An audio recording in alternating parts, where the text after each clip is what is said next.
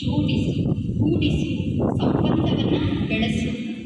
ಅಂದರೆ ಯಾರನ್ನು ನೀವು ನೆನಪು ಮಾಡ್ತೀರೋ, ಯಾರ ಜೊತೆಗೆ ಸಂಬಂಧವನ್ನು ಬೆಳೆಸ್ತೀರೋ ಅದು ಅವರ ಜೊತೆಗೆ ನಿಮ್ಮ ಯೋಗ ಜೋಡಣೆ ಆಗುತ್ತೆ. ಕೆಲವರು ಭೌತಿಕ ಜಗತ್ತಿನ ವಸ್ತುಗಳ ಜೊತೆಗೆ ಸಂಬಂಧವನ್ನು ಜೋಡಿಸ್ತಾರೆ. ಅಂದರೆ ಬೆಳಗ್ಗೆಯಿಂದ ರಾತ್ರಿಯವರೆಗೂ ವಸ್ತುಗಳನ್ನೇ ನೆನಪು ಮಾಡ್ತಿರ್ತಾರೆ. ಕೆಲವರು ಏನು ಮಾಡ್ತಾರೆ, ನನ್ನ ಮನೆ ನನ್ನ ಮನೆ ನನ್ನ ಮನೆ ಅಂತ ಯಾವುದೂ ನೆನಪು ಮಾಡ್ತಿರ್ತಾರೆ, ಮನೇನೇ ನೆನಪು ಮಾಡ್ತಿರ್ತಾರೆ. ಕೆಲವರು ನನ್ನ ಆಭರಣ, ನನ್ನ ಹಣ, ನನ್ನ ಕಾರು, ಇಡೀ ದಿನ ಏನು ನೆನಪು ಮಾಡ್ತಿರ್ತಾರೆ. ತಮ್ಮ ಹತ್ರ ಇರುವಂತಹ ವಸ್ತುವನ್ನೇ ನೆನಪು ಮಾಡ್ತಿರ್ತಾರೆ. ವಸ್ತುವಿನ ಜೊತೆಗೆ ಸಂಬಂಧವನ್ನು ಜೋಡಿಸಿದರೆ ಅದಕ್ಕೆ ಭೌತಿಕ ಯೋಗ ಅಂತ ಕರಿತೀವಿ. ಅಂದರೆ ಭೌತಿಕ ಜಗತ್ತಿನಲ್ಲಿರುವಂತಹ ವಸ್ತುಗಳ ಜೊತೆಗೆ ಸಂಬಂಧ ಜೋಡಣೆ ಆದರೆ ಅದು ಭೌತಿಕ ಯೋಗ. ಇನ್ನು ಕೆಲವರು ತಮ್ಮ ಸಂಬಂಧಿಗಳ ಜೊತೆಗೆ ಸಂಬಂಧವನ್ನು ಜೋಡಿಸಿರ್ತಾರೆ. ಅಂದರೆ ಬೆಳಗ್ಗೆಯಿಂದ ರಾತ್ರಿಯವರೆಗೂ ತಮ್ಮ ಸಂಬಂಧಿಗಳನ್ನು ನೆನಪು ಮಾಡ್ತಾ ಇರ್ತಾರೆ. ಯಾರು ಇಡೀ ದಿನ ಸಂಬಂಧಿಗಳನ್ನು ನೆನಪು ಮಾಡ್ತಾರೋ ಅದು ಕೂಡ ಒಂದು ಯೋಗನೇ. ಯಾರ ಜೊತೆಗೆ? ಸಂಬಂಧಿಗಳ ಜೊತೆಗೆ ಯೋಗ. ಆ ಯೋಗಕ್ಕೆ ಲೌಕಿಕ ಯೋಗ ಅಂತ ಕರಿತೀವಿ. ಇನ್ನು ಕೆಲವರು ಇಡೀ ದಿನ ದೇವತೆಗಳನ್ನು ನೆನಪು ಮಾಡ್ತಾ ಇರ್ತಾರೆ. ಯಾರು ಇಡೀ ದಿನ ದೇವತೆಗಳನ್ನು ನೆನಪು ಮಾಡ್ತಾರೋ ಆ ಯೋಗಕ್ಕೆ ಅಲೌಕಿಕ ಯೋಗ ಅಂತ ಕರಿತೀವಿ. ಇನ್ನು ಕೆಲವರು ಇಡೀ ದಿನ ಪರಮಾತ್ಮನ ಜೊತೆಗೆ ಸಂಬಂಧವನ್ನು ಜೋಡಣೆ ಮಾಡಿರ್ತಾರೆ. ಯಾರು ಪರಮಾತ್ಮನನ್ನು ನೆನಪು ಮಾಡ್ತಾರೋ ಅದಕ್ಕೆ ರಾಜಯೋಗ ಅಥವಾ ಶಿವಯೋಗ ಅಂತ ಕರೆಯಲಾಗ್ತದೆ. ಆದಮೇಲೆ ನಮ್ಮ ಜೀವನದಲ್ಲಿ ನಾವು ಕಳ್ಕೊಂಡಿರುವಂತಹ ಸುಖ ಶಾಂತಿ ಸಿಗಬೇಕು ಅಂದರೆ ನಾವೇನು ಮಾಡಬೇಕು? ಪರಮಾತ್ಮನ ಜೊತೆಗೆ ಸಂಬಂಧವನ್ನು ಜೋಡಣೆ ಮಾಡಬೇಕು, ಯೋಗದ ಅಭ್ಯಾಸವನ್ನು ಮಾಡಬೇಕು. ಆಗ ನಾವು ಕಳ್ಕೊಂಡಿರುವಂತಹ ಶಕ್ತಿನೂ ನಮಗೆ ಸಿಗ್ತದೆ, ನಾವು ಕಳ್ಕೊಂಡಿರುವಂತಹ ಸುಖ ಶಾಂತಿ ಕೂಡ ನಮಗೆ ಸ್ವಾಭಾವಿಕವಾಗಿ ಸಿಗ್ತದೆ. ಹಾಗಿದ್ರೆ ಯುದ್ಧದ ಮೈದಾನದಲ್ಲಿ ಇದ್ದಂತಹ ಅರ್ಜುನ ಯುದ್ಧ ಮಾಡಲಿಕ್ಕೋಸ್ಕರ ಎಷ್ಟೋ ದಿನದಿಂದ ತಯಾರಿಯನ್ನು ಮಾಡ್ಕೊಂಡಿದ್ದರು. ಏನಾಗಬೇಕು? ಯುದ್ಧದಲ್ಲಿ ನಾನು ವಿಜಯಿ ಆಗಬೇಕು ಅಂತ ಎಷ್ಟೋ ವರ್ಷದಿಂದ ಪ್ರಾಕ್ಟೀಸ್ ಮಾಡಿದ್ದ. ಯುದ್ಧದ ಮೈದಾನಕ್ಕೆ ಬಂದು ನಿಂತ ತಕ್ಷಣ, ತನ್ನ ಸಂಬಂಧಿಗಳನ್ನು ನೋಡಿದ ತಕ್ಷಣ ಅರ್ಜುನ ಹೇಳ್ತಾನೆ, ನಾನು ಯುದ್ಧ ಮಾಡೋದಿಲ್ಲ. ಯಾಕೆಂದರೆ ಎದುರುಗಡೆ ಇರೋದೆಲ್ಲ ಯಾರು? ನನ್ನ ಸಂಬಂಧಿಗಳು. ಅವ್ರನ್ನ ನಾನು ಯಾವ ಕಾರಣಕ್ಕೂ ಸಾಯಿಸೋದಿಲ್ಲ, ನಾನು ಯುದ್ಧ ಮಾಡೋದಿಲ್ಲ ಅಂತ ತನ್ನ ಬಿಲ್ಲು ಬಾಣ ಎಲ್ಲವನ್ನೂ ಕೆಳಗಡೆ ಇಟ್ಟು ದುಃಖಿಯಾಗಿ ಚಿಂತೆ ಮಾಡ್ತಾ ನೋವಿನಲ್ಲಿ ಕುತ್ಕೊಂಡ್ಬಿಡ್ತಾನೆ. ನಾನು ಯಾವ ಕಾರಣಕ್ಕೂ ಯುದ್ಧ ಮಾಡೋದಿಲ್ಲ. ಅದೇ ರೀತಿ ನಮ್ಮ ಜೀವನದಲ್ಲಿ ನಾವೆಲ್ಲರೂ ಕೂಡ ಈ ಜೀವನ ಅನ್ನುವಂತಹ ಯುದ್ಧದಲ್ಲೂ ಕೂಡ ಕೆಲವೊಮ್ಮೆ ಯಾವುದನ್ನಾದರೂ ಗೆಲ್ಲಬೇಕು, ಏನಾದರೂ ಮಾಡಬೇಕು ಅಂತ ನಾವು ಏನು ಮಾಡ್ತಾ ಇರ್ತೀವಿ? ಪ್ರಯತ್ನ ಪಡ್ತಾ ಇರ್ತೀವಿ. ಆದರೆ ಕೆಲವೊಮ್ಮೆ ನಮ್ಮ ಸಂಬಂಧಿಗಳಿಗೋಸ್ಕರ, ನಮ್ಮ ಮಿತ್ರರಿಗೋಸ್ಕರ ನಾವು ಏನು ಮಾಡ್ತೀವಿ? ನಾವೇನು ಮಾಡ್ಬೇಕು ಅಂದ್ಕೊಂಡಿರ್ತೀವೋ ಆ ಕಾರ್ಯವನ್ನೇ ಬಿಟ್ಬಿಡ್ತೀವಿ. ಅದೇ ರೀತಿ ಅರ್ಜುನ ಏನು ಮಾಡ್ದ? ನಾನು ಯುದ್ಧ ಮಾಡೋದಿಲ್ಲ ಅಂತ ಚಿಂತೆ ಮಾಡ್ತಾ ಕೂತ್ಕೊಂಡು. ಯಾವಾಗ ಅರ್ಜುನ ಚಿಂತೆ ಮಾಡ್ತಾ ಕೂತ್ಕೊಂಡು ಆಗ ಗೀತೆಯಲ್ಲಿ ಪರಮಾತ್ಮ ಹೇಳ್ತಾರೆ, ಅಸೋಚ್ಯ ನಮ್ಮ ಶೋಚಸ್ವಾಂ ಪ್ರಜ್ಞಾವಾದಶ್ಚ ಭಾಷೆ ಗತಾಶೂನ್ಯಗತ ಷೋಡಶ ನಾನು ಶೋಚಂತಿ ಪಂಡಿತ. ಅಂದರೆ ಪರಮಾತ್ಮ ಹೇಳ್ತಾರೆ, ಒಂದು ಕಡೆ ನೀನು ಪಂಡಿತರಂತೆ ಮಾತಾಡ್ತಾ ಇದೀಯಾ, ಜ್ಞಾನಿಗಳಂತೆ ಮಾತಾಡ್ತಾ ಇದೀಯಾ, ಇನ್ನೊಂದು ಕಡೆ ನೀನು ದುಃಖವನ್ನು ಪಡ್ತಾ ಇದ್ದೀಯ, ಚಿಂತೆಯನ್ನು ಮಾಡ್ತಾ ಇದ್ದೀಯ. ಯಾರು ಜ್ಞಾನಿಗಳಾಗಿದ್ದಾರೋ, ಯಾರು ಪಂಡಿತರಾಗಿದ್ದಾರೋ ಅವರು ಬದುಕಿರುವವರನ್ನು ನೋಡಿಯೂ ದುಃಖ ಪಡೋದಿಲ್ಲ, ಸತ್ತವರನ್ನು ನೋಡಿಯೂ ದುಃಖ ಪಡೋದಿಲ್ಲ ಅಂತ ಗೀತೆಯಲ್ಲಿ ಪರಮಾತ್ಮ ಹೇಳ್ತಾರೆ. ಜ್ಞಾನಿಗಳು ಅಥವಾ ಪಂಡಿತರು ಯಾರನ್ನ ನೋಡಿ ದುಃಖ ಪಡೋದಿಲ್ಲ? ಬದುಕಿರುವವ್ರನ್ನ ನೋಡಿಯೂ ದುಃಖ ಪಡೋದಿಲ್ಲ, ಸತ್ತವ್ರನ್ನ ನೋಡಿಯೂ ದುಃಖ ಪಡೋದಿಲ್ಲ. ನಾವೆಲ್ಲರೂ ಏನು ಮಾಡ್ತಾ ಇದ್ದೀವಿ? ದುಃಖ ಪಡ್ತಿದ್ದೀವೋ? ಪಡ್ತಾ ಇದ್ದೀವೋ ಇಲ್ಲ? ಬದುಕಿರೋರು ನೋಡಿಯೂ ದುಃಖ ಪಡ್ತಾ ಇದ್ದೀವಿ, ಸತ್ತವ್ರು ನೋಡಿಯೂ ಏನು ಮಾಡ್ತಾ ಇದ್ದೀವಿ? ದುಃಖ ಪಡ್ತಾ ಇದ್ದೀವಿ. ಅಂದರೆ ಯಾರು ಬದುಕಿದ್ದಾರೋ ಅವ್ರ ಬಗ್ಗೆ ಚಿಂತೆ ಮಾಡಿ ಮಾಡಿ ಏನು ಮಾಡ್ತಾ ಇದ್ದೀವಿ? ದುಃಖ ಪಡ್ತಾ ಇದ್ದೀವಿ. ಎಲ್ಲರ ಜೀವನದ ಅನುಭವ ನಿಮ್ಮ ಮನೆಯಲ್ಲಿ ನಿಮ್ಮ ಮಕ್ಕಳಿರಬಹುದು, ಯಾರೋ ಸಂಬಂಧಿಗಳಿರಬಹುದು, ಅವ್ರ ಮೇಲೆ ನಿಮಗೆ ಅತಿಯಾಗಿ ಪ್ರೀತಿ ಇದ್ದರೆ ಬೆಳಗ್ಗೆಯಿಂದ ರಾತ್ರಿಯವರೆಗೂ ಅವರೇನಾದರೂ ತಪ್ಪು ಮಾಡ್ತಾ ಇದ್ದರೆ ಅವ್ರನ್ನ ಚೇಂಜ್ ಮಾಡಲಿಕ್ಕೋಸ್ಕರ ಏನು ಮಾಡ್ತೀರ? ಬಾರಿ ಬಾರಿ ಅವ್ರಿಗೆ ಬುದ್ಧಿಮಾತನ್ನ ಹೇಳ್ತೀರ. ಅವರು ನಿಮ್ಮ ಮಾತನ್ನು ಕೇಳಲಿಲ್ಲ ಅಂದರೆ, ನನ್ನ ಮಾತು ಕೇಳ್ತಾ ಇಲ್ಲ ಅಂತ ಏನು ಮಾಡ್ತೀರ? ದುಃಖ ಪಡ್ತೀರೋ? ಪಡೋದಿಲ್ಲ? ಎಲ್ರಿಗೂ ಅನುಭವ ಇದೆ. ಏನು ಅನುಭವ ಇದೆ? ನಿಮ್ಮ ಮಕ್ಕಳಿಗೆ ಹೀಗಿರಬೇಡಿ, ಹೀಗೆ ಮಾಡಬೇಡಿ, ಈ ರೀತಿ ಯಾವ ರೀತಿ ಇದೆ ಅಂತ ಬಹಳಷ್ಟು ಬುದ್ಧಿಯ ಮಾತನ್ನು ಹೇಳಿದ ಮೇಲೆ ಅವರು ನಿಮ್ಮ ಮಾತನ್ನು ಕೇಳದೇ ಇದ್ದಾಗ ಯಾರಿಗೆ ದುಃಖ? ನಮಗೆ ದುಃಖ.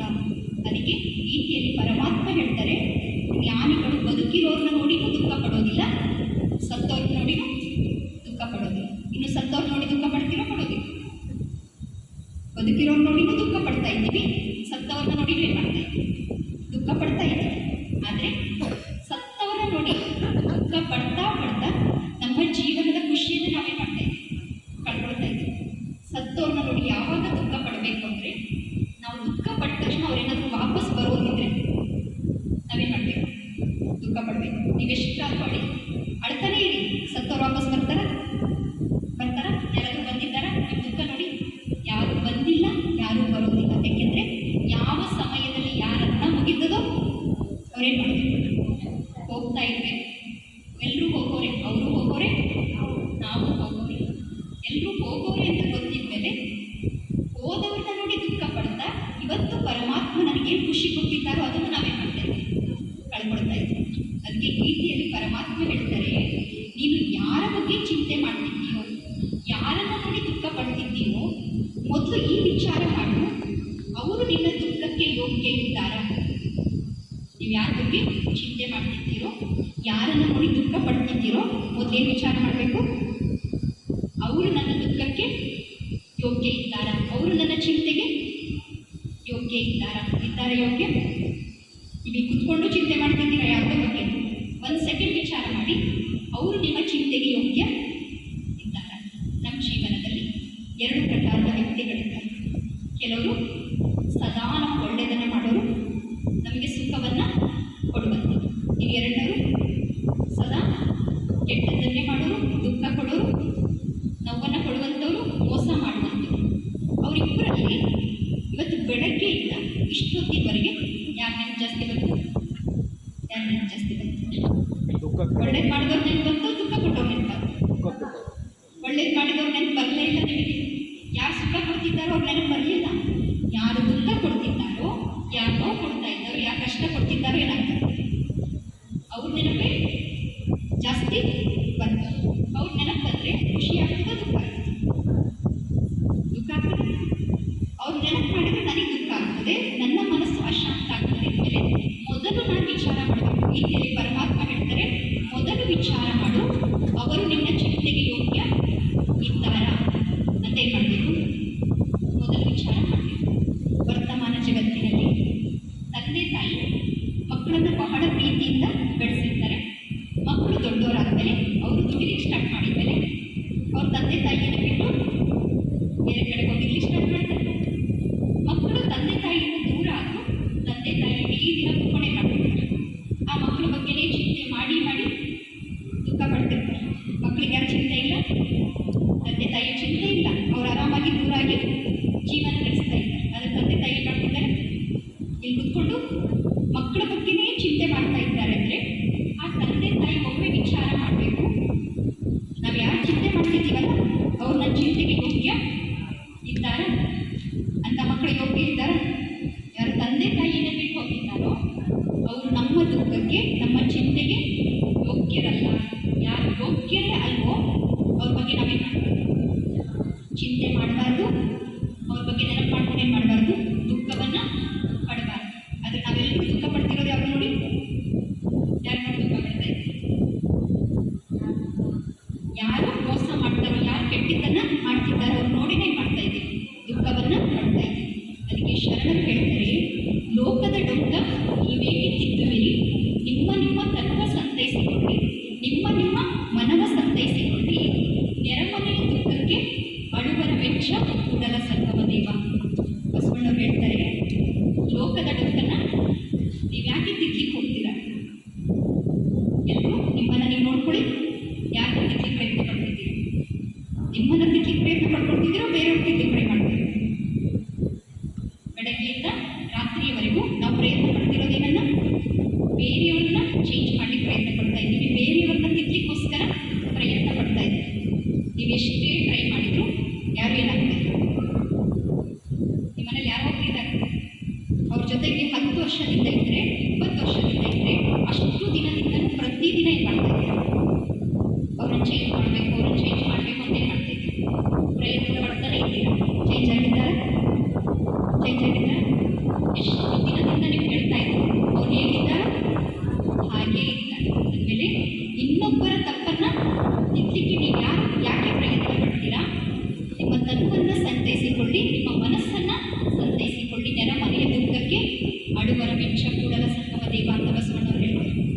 ಬೇರೆಯವರ ಮನೆಯ ದುಃಖವನ್ನು ನೋಡಿ ನಾವೇನು ಮಾಡಬಾರ್ದು, ದುಃಖ ಪಡಬಾರ್ದು. ಪಡ್ತಿರೋ ಪಡೋದಿಲ್ಲ, ಬೇರೆಯವ್ರ ಮನೆ ದುಃಖ ನೋಡಿ ದುಃಖ ಪಡ್ತಿದ್ದೀರೋ ಇಲ್ಲ. ಅನೇಕ ವ್ಯಕ್ತಿಗಳಿಗೆ ಅವರ ಜೀವನದಲ್ಲಿ ಏನೂ ಕಷ್ಟ ಇಲ್ಲ, ಅವ್ರ ಜೀವನದಲ್ಲಿ ಏನೂ ಸಮಸ್ಯೆ ಇಲ್ಲ, ಎಲ್ಲ ಕರೆಕ್ಟಾಗಿ ನಡೀತಾ ಇದೆ. ಆದರೂ ಅವ್ರ ದುಃಖಿಗಳು. ಯಾಕೆ ದುಃಖಿಗಳು? ತಮ್ಮ ಫ್ರೆಂಡ್ಸ್ಗೆ ದುಃಖ ಇದೆ, ತಮ್ಮ ಸಂಬಂಧಿಗಳಿಗೆ ದುಃಖ ಇದೆ ಅಂತ ಅದನ್ನು ನೆನಪು ಮಾಡ್ಕೊಂಡು ಏನು ಮಾಡ್ತಿರ್ತಾರೆ, ದುಃಖ ಪಡ್ತಿರ್ತಾರೆ. ಆ ರೀತಿ ದುಃಖ ಪಡೋದ್ರಿಂದ ಏನಾದರೂ ಲಾಭ ಇದೆಯಾ? ಆ ರೀತಿ ದುಃಖ ಪಡೋದ್ರಿಂದ ನಾವು ನಮ್ಮ ಖುಷಿಯನ್ನೇ ಕಳ್ಕೊಳ್ತೀವಿ. ನಿಮ್ಮೆಲ್ಲರಿಗೂ ಅನುಭವ ಇದೆ. ಕೆಲವೊಮ್ಮೆ ನಿಮ್ಮ ಮನೆಯಲ್ಲಿ ಯಾವುದೋ ಮಾತಿನ ಕಾರಣ ಜಗಳ ಆಗ್ತದೋ ಆಗೋದಿಲ್ಲ. ಕೆಲವೊಮ್ಮೆ ಮನೆಯಲ್ಲಿ ಏನಾಗ್ತದೆ, ಜಗಳ ಆಗ್ತದೆ. ಜಗಳ ಆದಾಗ ನಿಮ್ಮ ಮನಸ್ಸು ಅಶಾಂತ ಆಗ್ತದೆ. ಯಾವಾಗ ನಿಮ್ಮ ಮನಸ್ಸು ಅಶಾಂತ ಆಗ್ತದೆ ಆಗ ತಕ್ಷಣ ನಿಮಗೆ ಯಾವುದಾದ್ರೂ ಒಬ್ಬ ವ್ಯಕ್ತಿಯ ನೆನಪು, ಯಾವುದೋ ಸಂಬಂಧಿಗಳ ನೆನಪು ಬರ್ತದೆ, ಅಥವಾ ಯಾವುದೋ ಫ್ರೆಂಡ್ಸ್ಗಳ ನೆನಪು ಬರ್ತದೆ. ನನಗೆ ಹೋಗಿ ಹೇಳಬೇಕು, ನನ್ನ ಎಲ್ಲ ಮನಸ್ಸಿನ ಮಾತನ್ನು ಅವರಿಗೆ ಹೇಳಬೇಕು. ಅವರಿಗೆ ಹೇಳಿದ್ರೆ ನನಗೇನು ಸಿಗ್ತದೆ? ಶಾಂತಿ ಸಿಗ್ತದೆ, ಸಮಾಧಾನ ಆಗ್ತದೆ, ನಾನು ಕಳ್ಕೊಂಡಿರುವಂತಹ ಸುಖ ಶಾಂತಿ ವಾಪಸ್ ಸಿಗ್ತದೆ ಅಂತ ತಕ್ಷಣ ನೀವು ಮಾಡ್ತೀರಾ, ನಿಮ್ಮ ಸ್ನೇಹಿತರ ಮನೆ ಹೋಗ್ತೀರಿ. ಅವ್ರ ಮನೆಗೆ ಹೋಗಿ ನಿಮ್ಮ ಮನಸ್ಸಿನ ಅಶಾಂತ ಆಗಿದೆಯಲ್ಲ ಅದನ್ನೆಲ್ಲ ಅವ್ರಿಗೆ ಹೇಳ್ತೀರಿ. 5 ನಿಮಿಷದಲ್ಲಿ ನಿಮ್ಮ ಮನೆಯಲ್ಲಿ ಏನು ಜಗಳ ಆಗಿತ್ತು, ಯಾಕೆ ನಿಮ್ಗೆ ಅಶಾಂತಿ ಆಯಿತು ಅಂತ ಕಥೆಯನ್ನು ಅವ್ರ ಮುಂದೆ ಹೇಳ್ತೀರಿ. ಅವ್ರ ಮುಂದೆ ನಿಮ್ಮ ಕಥೆ ನೀವು ಹೇಳಿದ ಮೇಲೆ ನೀವು ಅಂದ್ಕೊಳ್ತೀರಾ, ನನ್ನ ಫ್ರೆಂಡಿಗೆ ಹೇಳಾಯಿತು, ನನ್ನ ಮನಸ್ಸಿನ ಹಗುರ ಆಯಿತು, ನನ್ನ ಮನಸ್ಸಿಗೆ ಸಮಾಧಾನ ಸಿಕ್ತು, ನನಗೆ ಖುಷಿ ಸಿಕ್ತು ಅಂತ ನೀವು ಅಂದ್ಕೊಳ್ತೀರಿ. ಆ ರೀತಿ ಅಂದ್ಕೊಂಡು 5 ನಿಮಿಷ ಆಗಿರೋದಿಲ್ಲ, ಅಷ್ಟೊತ್ತಿಗೆ ನಿಮ್ಮ ಫ್ರೆಂಡು ಅವ್ರದ್ದೊಂದು ಕಥೆ ಹೇಳಿ ಸ್ಟಾರ್ಟ್ ಮಾಡ್ತಾರೆ. ಅವರ ಜೀವನದ ಕಷ್ಟದ ಕಥೆ, ದುಃಖದ ಕಥೆ, ಅಶಾಂತಿಯ ಕಥೆಯನ್ನು ಅವರೊಂದು ಅರ್ಧ ಗಂಟೆ ಟೇರ್ಕೊಂಡು ನಿಮಗೆ ಹೇಳ್ತಾರೆ. ಆ ಕಥೆ ಕೇಳಿದ ಮೇಲೆ ನಿಮ್ಮ ಮನಸ್ಸು ಶಾಂತವಾಗಿರ್ತದೆ. ಮೊದಲೇನಾದ್ರು ಹೋಗಿದೆ ಅವ್ರ ಹತ್ರ ಎಲ್ಲ ಹೇಳ್ಕೊಂಡ್ರೆ ನನಗೆ ಶಾಂತಿ ಸಿಗ್ತದೆ ಅಂತ ಹೋಗಿದೆ.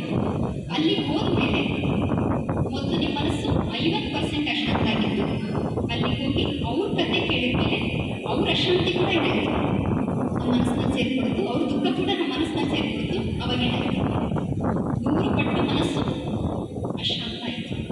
ಅಂದರೆ ಯಾರ ಹತ್ರ ಹೋದ್ರೆ ಶಾಂತಿ ಸಿಗ್ತಾ ಇದೆ, ಯಾರ ಹತ್ರ ಹೋದ್ರೂ ಏನು ಸಿಗ್ತಾ ಇಲ್ಲ, ಶಾಂತಿ ಸಿಗ್ತಾ ಇಲ್ಲ. ಯಾಕೆ ಸಿಗ್ತಾ ಇಲ್ಲ ಅಂದರೆ ಈ ಜಗತ್ತಿನಲ್ಲಿ ಎಷ್ಟು ಜನ ಇರ್ತಾರೆ, ಎಲ್ಲರೂ ಅಶಾಂತನೇ ಆಗಿರ್ತಾರೆ. ಯಾರೆಲ್ಲ ಅಶಾಂತ ಆಗಿದ್ದಾರೋ ಅವರು ನಮಗೆ ಶಾಂತಿ ಕೊಡಲಿಕ್ಕೆ ಸಾಧ್ಯ ಇಲ್ಲ.